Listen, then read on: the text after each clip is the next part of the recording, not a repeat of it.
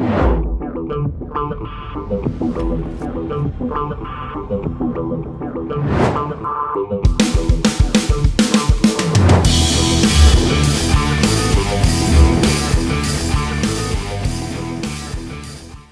what's happening, my fearless networking friends? Todd Falcone here, back for another episode. Today's episode is what to do when your prospect flakes on follow-up. In other words, they no-show. They say that they're going to be there, and then they're not there. What do you do? So, first of all, I'm going to talk for a couple minutes about how to prevent that from happening in the first place. And then when it does happen, what my rules are in terms of how you address that. So, all right. So first of all, when a follow-up is essentially we're getting back to a person to get them further information, right?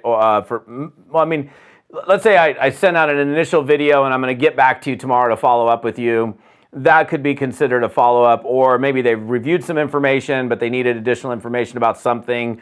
The comp plan, the this, the that, the other, doesn't matter. And then you're getting them further information so they can make an informed decision. When I set the follow-up appointment up, I'm setting up a firm follow-up appointment. So typically what I would do, and I'll just make up a scenario real quick. I just got off the phone. I'm on the phone with Bob, and Bob is, looked at a 10-minute video about the opportunity, needed more information about the compensation plan in this example, and I'm scheduling a time to get back to Bob.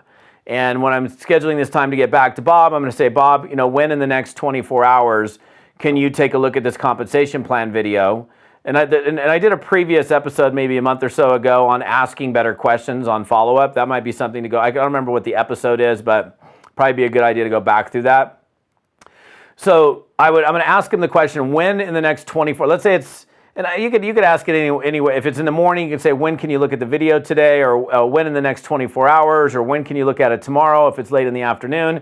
But I think the question needs to be something where it's a short timeline, not can you look at it, or when are you going to get around to it sometime this week. I like to keep it in a short timeline. So when can you take a look at that video, that compensation plan video, in the next 24 hours? And he goes, well, I can do it tomorrow morning.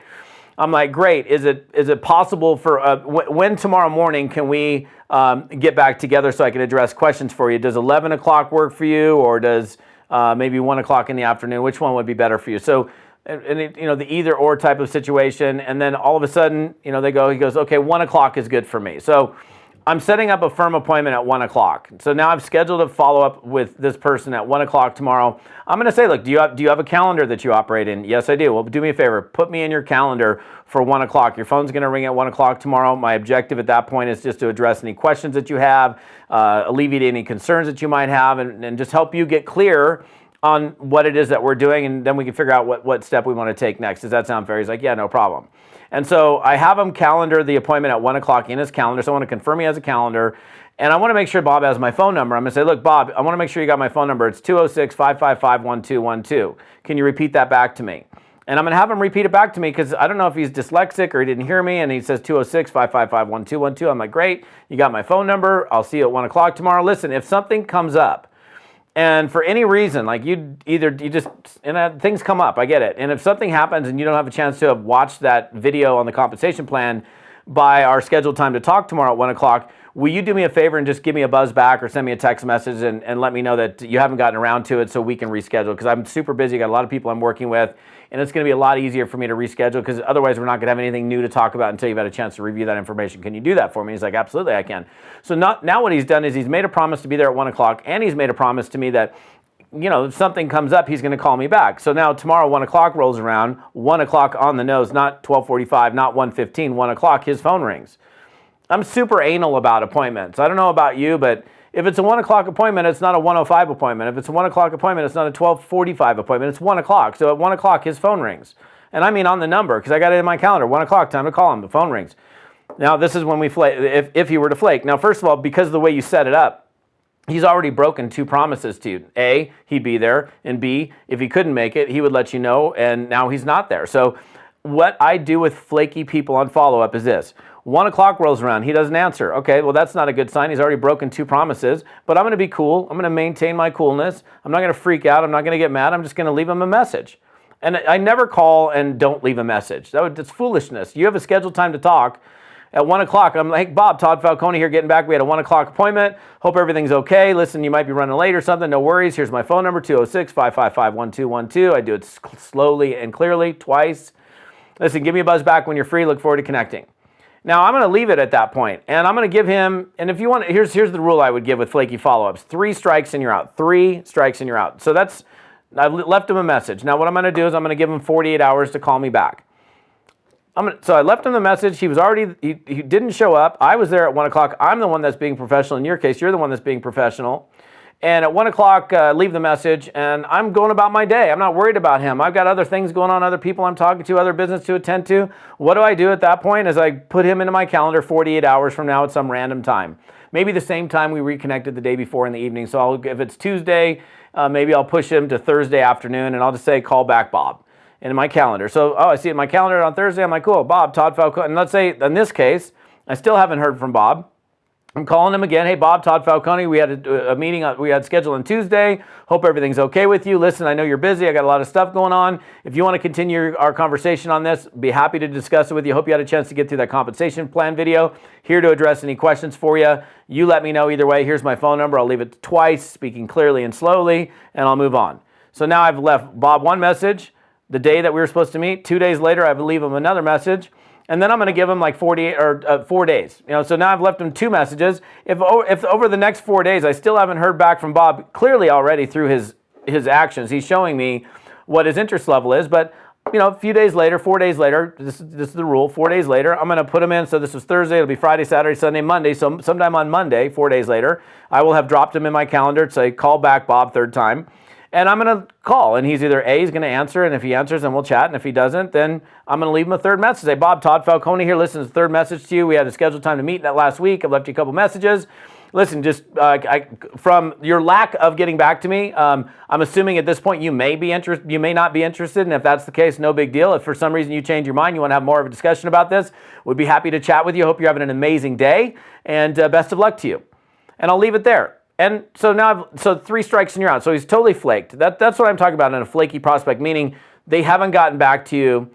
It's better for you to give yourself a rule than like calling them 17 times and they see that you've called and now you're perceived as this desperate network marketer who just is, calling and hanging up and calling. So I called 3 times, left 3 messages. At that point, I'm done. I'm done with him. He's already shown me through his actions that he's truly not the right candidate for me, and I'm totally cool with that. I'm not emotionally attached to it. I got a lot of other things happening, as you should, right? And so you're not worried about it. You don't have any emotional attachment to whether he calls you back or not. Now, I'm not going to totally blow Bob off, because here's the deal, and this is why you want to be nice when you're doing these flaky follow-up get-backs, right?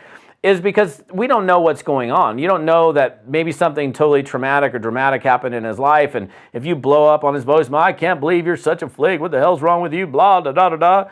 And then you come back and you find out his mother passed away. I mean, you're going to feel awful. You know what I mean? It's not, because we don't really know. He might have been blowing you up, but you got to maintain your cool.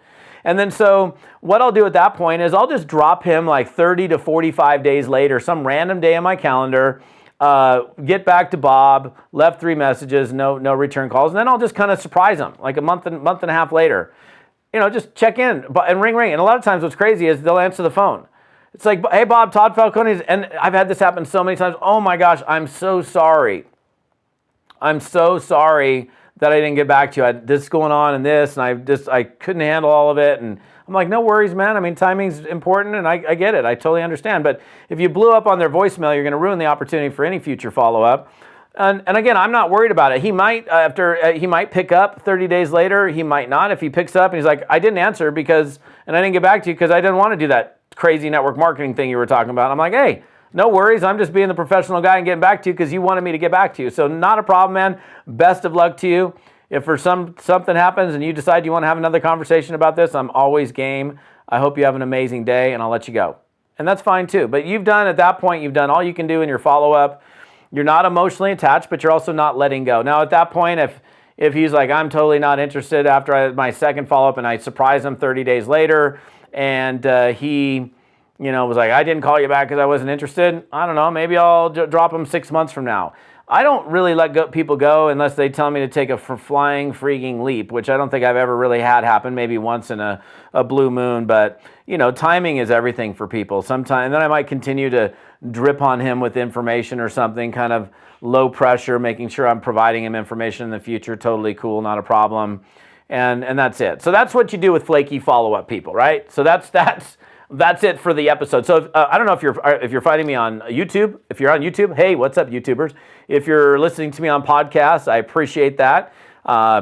Really appreciate if you give my podcast a review, especially if you're on my podcast. That would be beautiful, especially if you're digging it.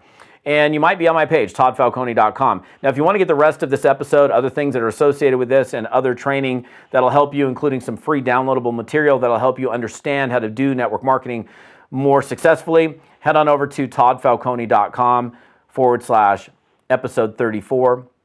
Again, that's toddfalcone.com/episode 34. That's where you can find it. Hope you're having an amazing day. Thanks for plugging in. I appreciate you guys. We'll see you on the next episode.